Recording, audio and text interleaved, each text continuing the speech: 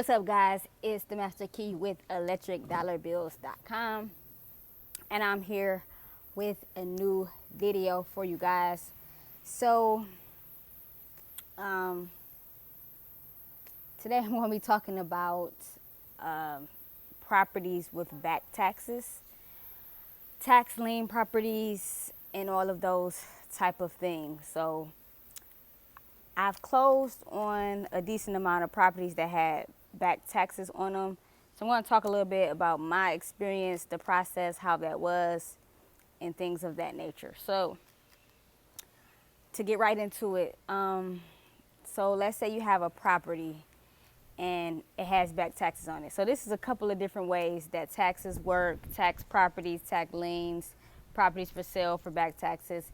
It's numerous different variants of this, but the way that I know of it working is, so it's going to work the same. The process is going to work the same as a regular property.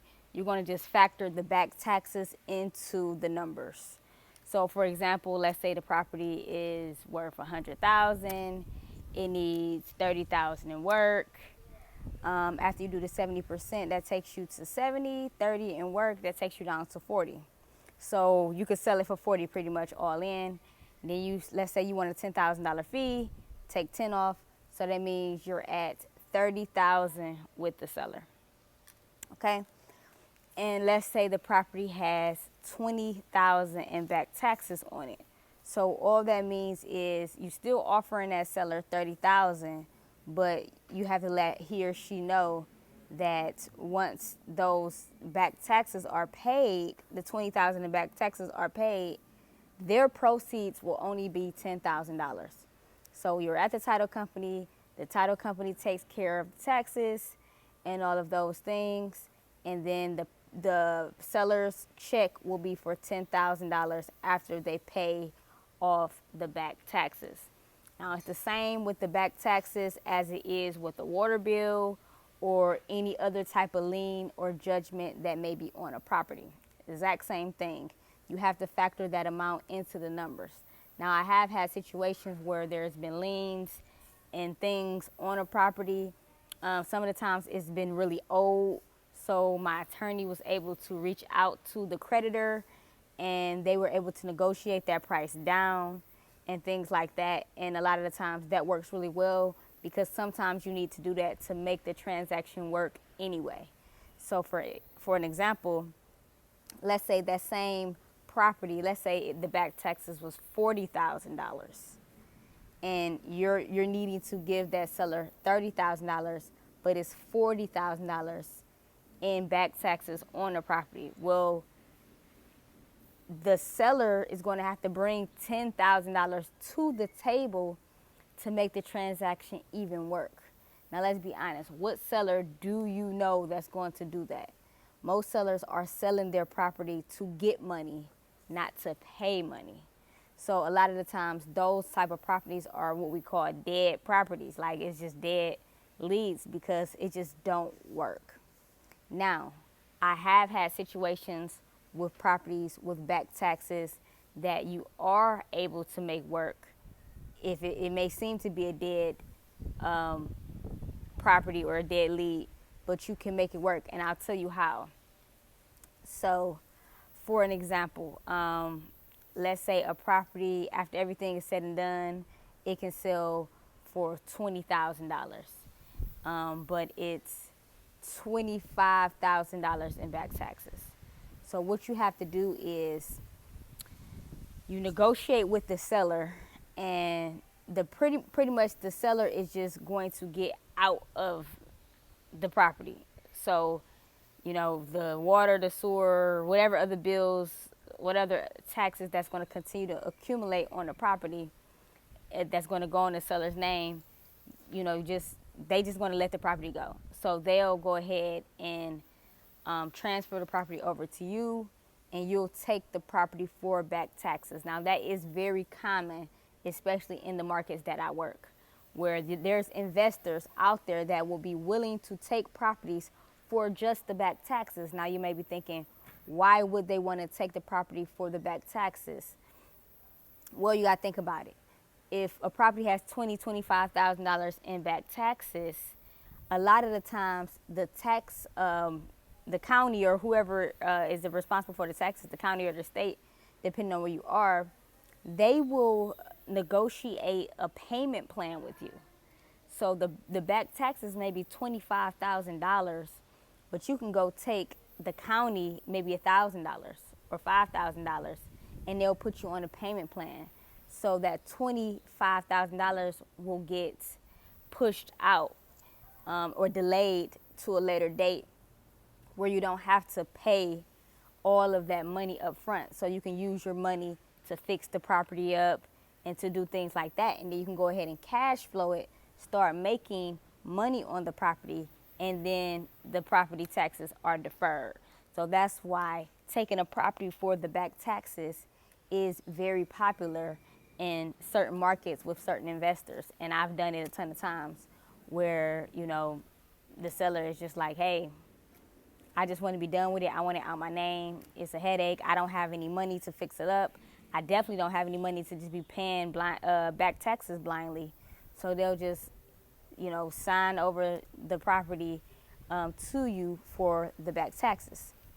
Now, let's talk about tax sales. So these same properties that we're talking about, eventually, if the back taxes don't get paid, the county or the state or whoever owns the tax bill, they take the property. And they'll take the property. So if you're a seller or owner of a property and you just haven't been paying the taxes for whatever reason, and these taxes pile up, they will come, the county will come and take that property from you because you haven't paid the taxes. And what they do is they'll take it from you, and then they'll go ahead and sell that property in a tax sale, okay? And there's certain investors that go and they go purchase these properties at these tax sales. Now you'll have to do your own research and find out where these tax sales are taking place and things like that. And a lot of it is, you know, like auctions and things like that. And you could just go and purchase properties for the back taxes, for the taxes. You know, a lot of the times, you know, they'll just, the asking price will be just what the back taxes are. Sometimes a little more, sometimes a little less, all depending on the situation. Every area, county, city, and state is different. So you have to think about that as well. So that's how the tax auctions or whatever works, because eventually they will come and take those properties. Now, you may be wondering, well, when will they come take the property? Like, how deep in back taxes do you have to be for them to come get your property? Well, I have no clue, because every county, city, state, their judgments are all different. And I've seen it all. I've seen people lose their properties at $5,000 in back taxes. I've also transact properties that had $18,000 back taxes on it, and I've seen properties with $47,000 back taxes on it. So I've seen it all.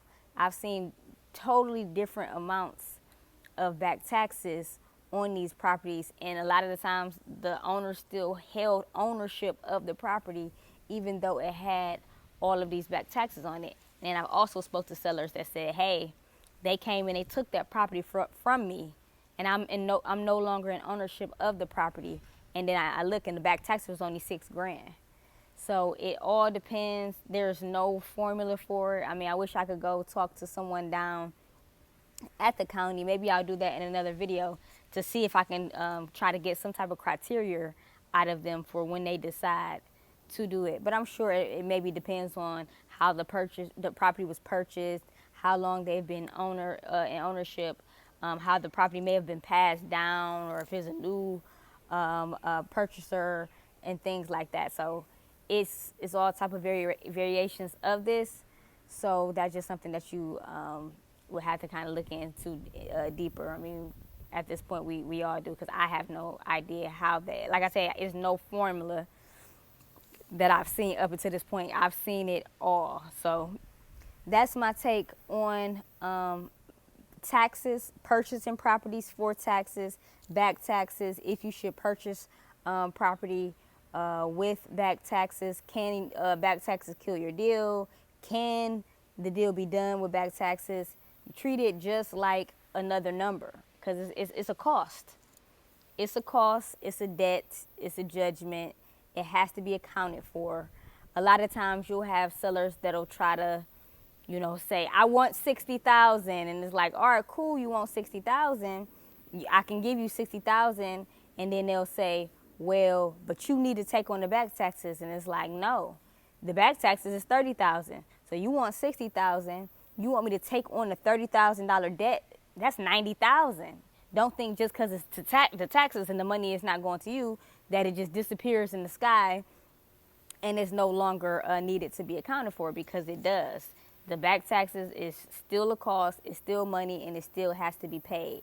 Now, like I said, they will work with you, payment plans. I've seen certain debts be negotiated, not back taxes, but other debts. I've seen them be negotiated. So there's all different type of things that you can do to work with debts and liens and stuff on properties. But that's all I have right now for this video. I'll see you guys on the next one. Peace.